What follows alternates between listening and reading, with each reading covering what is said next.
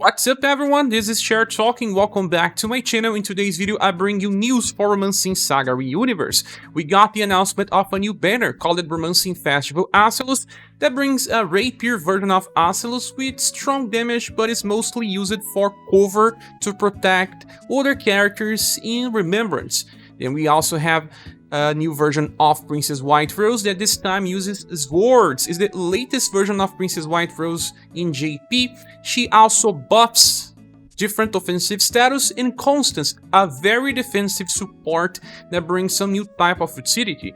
Well, besides this banner, we have the announcement of the new event called Stage 4 Chivalry, and we have a new character called Raphael from Minstrel Song. We have a SS version of him inside the event as well.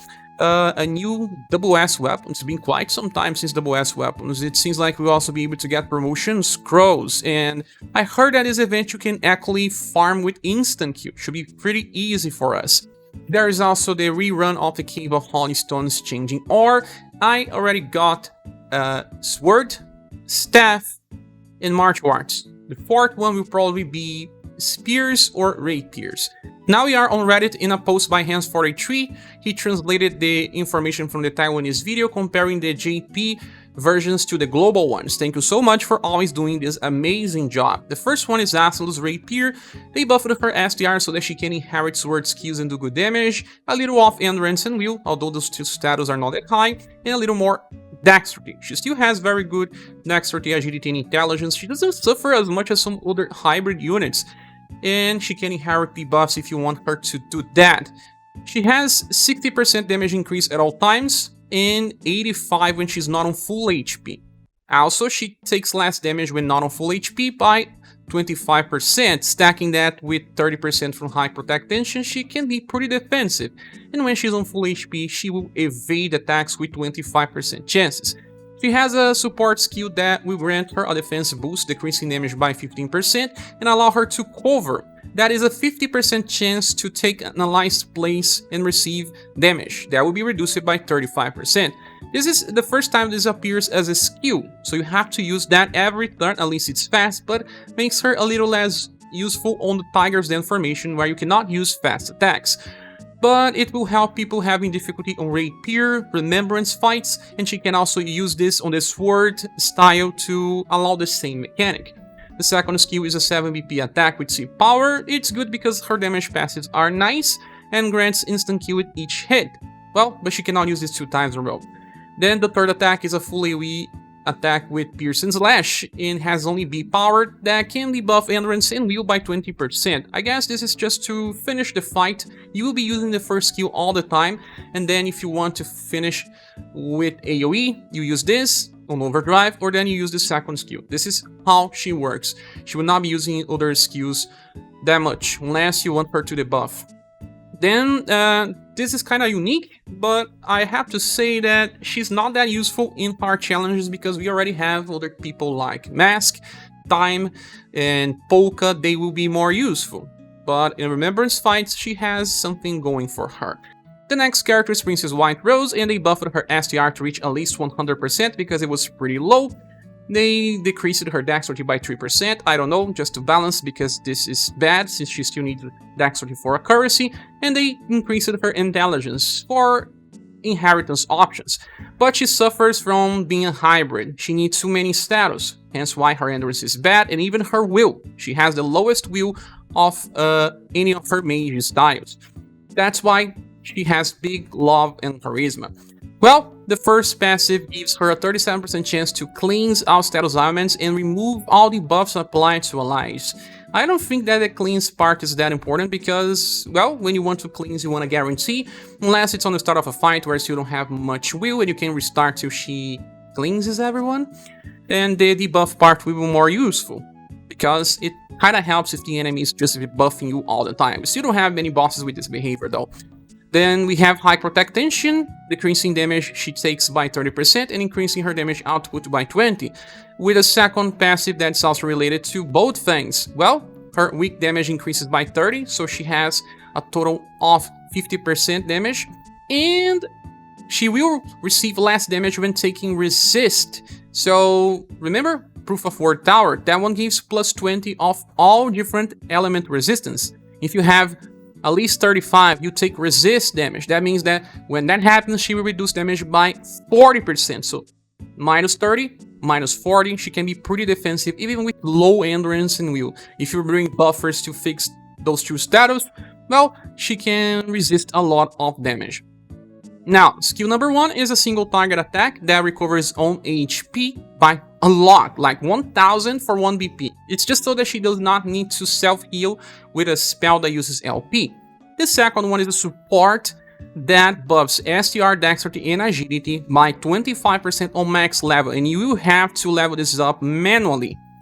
It's nice because the first time we have both STR and Dexterity and Agility together, so you can actually bring her together with Matriarch number 1 that buffs STR, Agility, Intelligence, so that you can actually make martial artists much stronger, or you can actually use her to bring Leon and Silver together on the same squad. Well, buffers are the most important type of units in this game, and this also brings a little different strategies with different buffers, but Matriarch's still superior, we all know that, but it's just that she can give more buffs to the party depending on the situations. And she gets 3v per turn, that means that she only actually loses 1.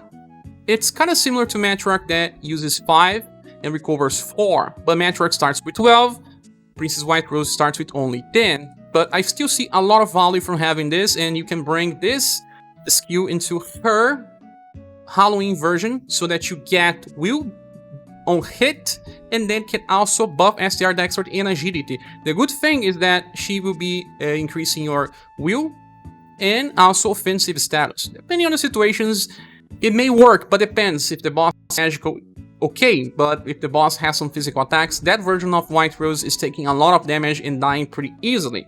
Then skill number 3 is a triple S attack with 9 BP cost, will by itself, and it will also buff endurance and will for all surviving allies by 30%.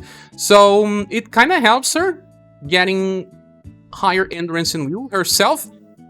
You could actually just run this every 3 turns if you want. It's a defensive support, or you can run an offensive support. So you have different ways of using the character. Is she better than Matriarch? No. Is she better than Null's daughter? Maybe sometimes, but not always. Is she better than Ty? No. But it's yet another character that you can use on different situations, and buffers are always nice to have. The last one is Constance. She uses Club and Earth spells, but you don't really need an Earth Hammer because her Earth spells come from S style, and that skills are not even important. She has also 100% STR, 67 endurance is a little better than White Rose, and her will is also better on 80%. Dexterity doesn't matter much, Agility and Intelligence are better. Her Love and Charisma are actually way lower. Then she comes with a nice surprise, an evolution of the Scrum Guard passive. Remember, Scrum Guard decreases damage by 20% if everyone is alive. She has the same effect, but she does not rely on everyone being alive, so if someone dies, you still have the effect. Much better. She also triggers an effect where you get a very small heal on the end of every 3 turns. That would be around 160. Very nice. Then the second one is a 37% chance to apply defense boost that will decrease damage by 25% to the party for 1 turn. And she also buffs endurance to the party by 15%, so a defensive passive. The third one, she has a 25% chance to recover the HP of everyone on the start of the turn by around 160, and will also buff will by 15%. So one buffs will with 25% and heals. The other one gives defense boost and buffs endurance. So 2 different passives, you have at least one every 2 turns, and they both kind of protect the party a little, either by healing, either by damage reduction. Fully support, no damage passive. Well, skill number 1 is a fully AoE attack that can debuff Dexterity, the same from Christmas Bolkhon. Her intelligence is actually there, she can debuff consistently if you really need. The second skill is a fully AoE attack with C power that can stun. Well, for those that still didn't clear Kazinsi or will need help in future stages of Kazinsi because it reaches up to 25 in JP. But besides, you don't want to use these skills. You'll be using skill number 3. That is support. Fast grants Monali up medium, increasing damage by 25% for 3 turns. So she does not do damage herself, so she buffs the party to do better. Then she will also buff Hearing Global 2 different status. In JP, it was only Love and Charisma. Now it buffs Intelligence and Will as well for 30% on max level. You will still have to manually level this, just like Princess White Rose skill number 2. But Will buffs, even Love and Charisma, are very nice. And she buffs Intelligence as well. So she kind of wants to be used in squads that uses mages, because they will do more damage. Or you can use this just to increase the chances to debuff. Even Leon can benefit to trigger his anti-material shot endurance debuff. You may not even need the intelligence buff, but buffing Will is very nice because, remember, Will is what you need to resist ailments, debuffs, and magical attacks. So much more needed than endurance buffs. And we also have the intelligence buff to help with mage squads. We don't have very strong mage nukers. Well, we have Rouge now, but none in the same levels as Leon, Silver, and Chooser. But we will get some in the future. They will be stronger by the use of this. Constance is trying to replace some characters in the meta. She's not better than Time in my opinion, but you can bring Time and also Constance and remove maybe Impress if you do not need the shield or the extra defense. And you can also use her in the place of Gianna if you are using her. So there are places to use the character. It's just adding even more options. Both Constance and White Rose are considered side grades. They are not reinventing the wheel. They can be used, especially for those that misses some support, like a token, Nawa's daughter, and the ones I mentioned, but they are not essentially better only on some situations. But still, it's a very nice banner that brings value because we have buffers, like I said, the most important class in the game. And if you have buffers for different weapon types in Remembrance, it makes it much easier. This banner will receive a Silver Plus award, at least I'm still undecided. But it's still a little easier to skip for those that have replacements as support. You don't essentially need these buffers because the other options are on same levels or even better. Now let's get inside the game and talk about new stuff. In the Hidden Dojo, you can now purchase Testament of Might rank 3 and rank 4. For the rank 4, you can only purchase 6 per week. It's a pretty rare item, so focus on rank 4 first and then rank 3 that you can purchase as much as you want. And a second thing, you can now purchase Testament of Might rank 3 inside the Remembrance Battle Exchange. As you can see, I purchased most of it, and this will save you. And for last, in the Final Island shop, you can now purchase even more Testament of Might rank 4. So if you have been saving on the green currency, you can purchase more than just 16. Look, I can purchase 17.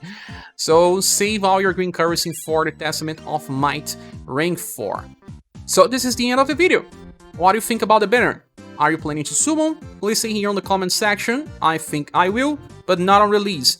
Thanks so much for watching. Please subscribe if you haven't. If you want to support the channel, there are links on the description of the video. I hope to see you soon in the next video or live stream. Bye.